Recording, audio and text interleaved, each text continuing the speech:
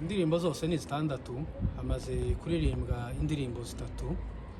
Indirimbo ya mbere yaririmbwe igihe Imana yashizeho cyangwa se yadendetse ijuru buzira inkingi, inyenyeri ziraririmba.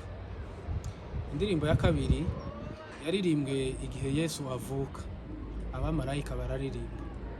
Indirimbo ya gatatu yaririmbwe umunsi Yesu ajanwa mu ijuru, igicu kiraririmba. Indirimbo zitatu zitararirimbwa, indirimbo ya kane ni iya Mose. Iyi ndirimbo izaba iyobowe na Mose, ayiririmbane n'isezerano rya kera ryose. Indirimbo ya gatanu izaririmbwa n'umwana w'intama w'Imana, ari we Yesu Kristo, hamwe n'isezerano risha cyangwa se n'ikanisa. Indirimbo ya gatandatu ni indirimbo Imana izaturirimbira. Izi turirimba si indirimbo ahubwo ni ibihimbano by'umwuka.